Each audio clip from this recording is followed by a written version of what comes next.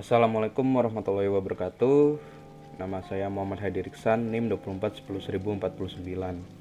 Di kesempatan kali ini saya akan memberikan video pembelajaran e-learning dan materi yang akan saya bawakan tentang komputer. Langsung aja. Apa sih komputer itu? Komputer adalah alat yang dipakai untuk mengelola data menurut prosedur yang telah dirumuskan. Kata komputer pada awalnya dipergunakan untuk menggambarkan orang yang pekerjaannya melakukan perhitungan aritmatika dengan atau tanpa alat bantu. Tetapi arti kata itu kemudian dipindahkan kepada mesin itu sendiri. Jenis komputer tuh ada dua. Yang pertama komputer benam sama komputer pribadi. Nah, kalau komputer benam itu sekitar 20 tahun yang lalu, banyak alat rumah tangga, khususnya panel dari permainan video, juga mencakup telepon genggam, perekam kaset video, PDA, dan banyak sekali dalam rumah tangga, industri, otomotif, dan alat elektronik lain. Semua berisi sirkuit elektronik seperti komputer yang memenuhi syarat Turing lengkap di atas. Maksud khusus komputer yang lain secara umum dikenal sebagai microcontroller atau komputer benam. Oleh karena itu, banyak yang membatasi definisi komputer kepada alat yang maksud pokoknya adalah pengolahan informasi, daripada menjadi bagian dari sistem yang lebih besar seperti telepon, oven, microwave, atau pesawat terbang, dan dapat diubah untuk berbagai maksud oleh pengguna tanpa modifikasi fisik. Komputer kerangka utama, mini komputer, dan komputer pribadi PC adalah macam utama komputer yang mendapat definisi ini. Jadi maksudnya komputer benam itu sebuah alat elektronik yang membantu pekerjaan manusia, tapi dia tidak berupa bentuk komputer gitu. Contohnya kayak tadi pesawat terbang. Pesawat itu membantu jadi manusia bisa pergi kemana-mana aja. Dan di pesawat terbang itu kan juga ada alat elektroniknya, ada komputernya, terus ada HP contohnya, lalu ada mesin cuci, karena yang masih ada elektroniknya itulah. Terus kalau untuk komputer pribadi, komputer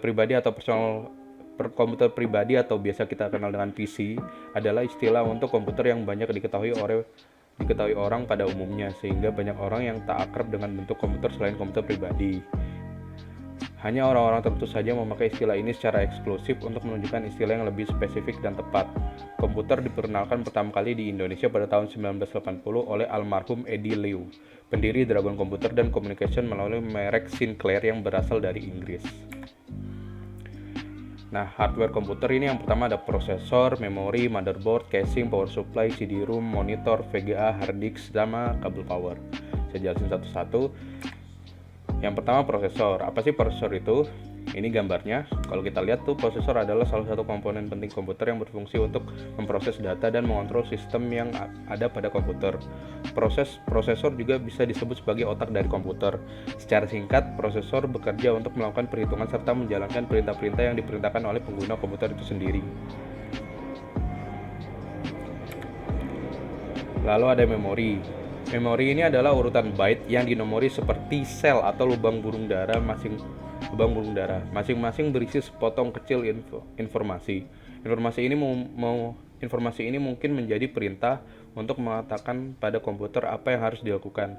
Sel mungkin berisi data yang diperlukan komputer untuk melakukan suatu perintah. Setiap slot mungkin berisi salah satu, dan apa yang sekarang menjadi data mungkin saja kemudian menjadi perintah. Jadi memori ini banyak ya, macam-macam. Ada memori penyimpanan, contohnya hard disk. Ada memori RAM. Memori RAM ini random access memory. Jadi RAM ini dia bekerja kalau misalnya kita menjalankan sebuah software. Misal kita punya RAM 4 GB. Terus kita ingin menjalankan software yang butuh RAM 2 GB. Pas softwarenya lagi dibuka atau dijalankan, 2 GB itu dipakai dari 4 GB RAM. Nah, kalau misalnya softwarenya udah selesai kita pakai, 2 GB itu nanti kosong lagi. Seperti itu.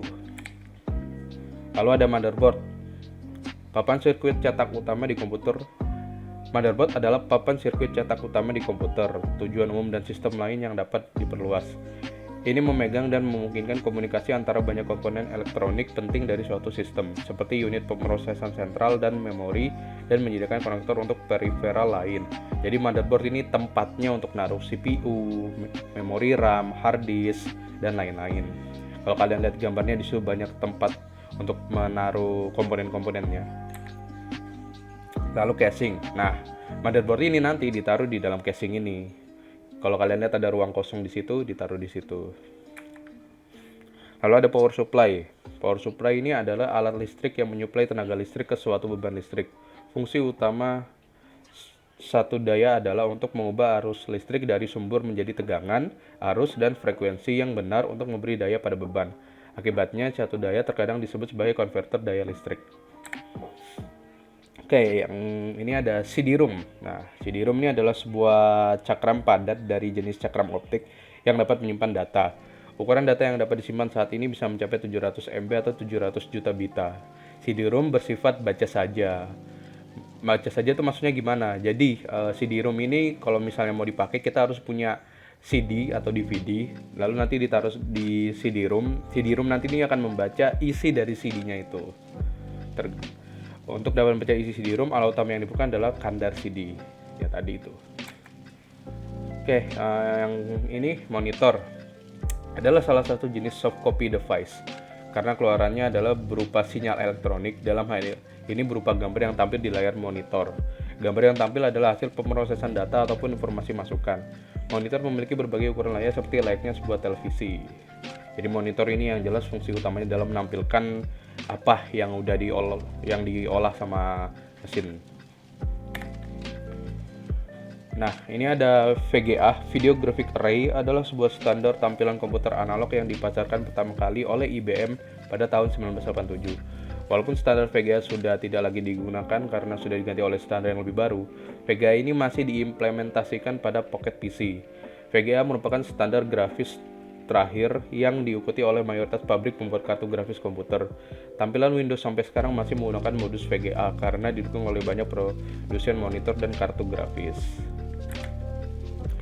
Nah, ini hard disk, salah satu memori. Hard disk ini sebuah komponen perangkat keras yang menyimpan data sekunder dan berisi piringan magnetis. Disk keras diciptakan pertama kali oleh insinyur IBM, Reynold Johnson pada tahun 1956.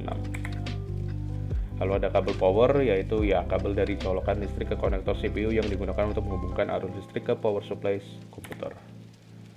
Oke, untuk software ini ada dua. Yang pertama ada OS atau operation system atau sistem operasi, lalu ada program.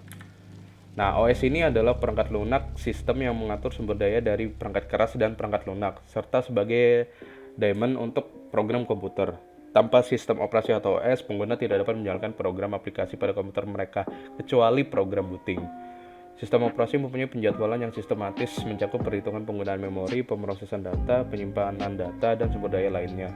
Untuk fungsi-fungsi perangkat keras seperti sebagai pemasukan dan keluaran dan alokasi memori, sistem operasi bertindak sebagai perantara antara program aplikasi dan perangkat keras komputer. Nah, yang kalian pakai selama ini misalnya kayak Windows atau enggak Linux atau Apple, Macintosh, lalu tampilan Android, itu namanya sistem operasi. Itu OS-nya. Lalu ada program. Nah, program ini adalah serangkaian instruksi yang ditulis untuk melakukan suatu fungsi spesifik pada komputer. Komputer pada dasarnya membutuhkan keberadaan program agar bisa menjalankan fungsinya sebagai komputer. Biasanya hal ini dilakukan dengan cara mengeksekusi serangkaian instruksi program tersebut pada prosesor. Sebuah program biasanya memiliki suatu bentuk model pengeksekusian tertentu agar dapat secara langsung dieksekusi oleh komputer. Program yang sama dalam format kode yang dapat dibaca oleh manusia disebut sebagai kode sumber. Bentuk program yang memungkinkan programmer menganalisis serta melakukan penelahan algoritma yang digunakan pada program tersebut. Kode sumber tersebut pada akhirnya dikompilasi oleh utilitas bahasa pemrograman tertentu sehingga membentuk sebuah program. Bentuk alternatif lain model pengeksekusian sebuah program adalah menggunakan bantuan interpreter. Kode sumber tersebut langsung dijalankan oleh utilitas interpreter suatu bahasa pemrograman yang digunakan. Nah, contoh program atau aplikasi ini misalnya ya kayak aplikasi browser, terus game, dan lain-lain. Nah, peran komputer dalam kehidupan manusia. Yang pertama pasti sebagai sarana komunikasi, sebagai sarana hiburan, sebagai sarana pendidikan, sebagai sarana pembuka peluang bisnis, sebagai gudang informasi, bisa mempercepat pekerjaan atau memberi efisiensi, sebagai kontrolin, dan lain-lain. Nah, setelah saya memberikan beberapa penjelasan ini, coba deh kalian yang bisa jawab nanti di kolom komentar. Saya ada 2 pertanyaan nih. Yang pertama, pentingkah SIM bagi kehidupan manusia? Jelaskan. Yang kedua, bagaimana peran komputer dalam mendukung jalannya SIM? Jelaskan. SIM itu apa? SIM itu adalah sistem informasi manajemen. Coba nanti kalian cari deh. Kalau mau jawab, yang tahu jawabannya bisa tulis di kolom komentar. Nah, untuk mencari jawaban kan kadang masih butuh forum diskusi mungkin ya. Nah, Mungkin saya mau menjelaskan sedikit tentang cara diskusi online dengan baik. Yang pertama, ketika kalian masuk di forum diskusi itu, kan forum diskusi banyak ya, ada chat online, ada community online. Di situ kalian harus open minded dan bahasanya kalau bisa dijaga. Terus kalau misalnya ada yang berbeda pendapat atau beda pikiran, jangan tersinggung, harus open minded. Terus sama-sama cari cara gimana jalan tengahnya gitu. Oke, mungkin itu saja, sekian dari saya, kurang lebihnya mohon maaf. Assalamualaikum warahmatullahi wabarakatuh.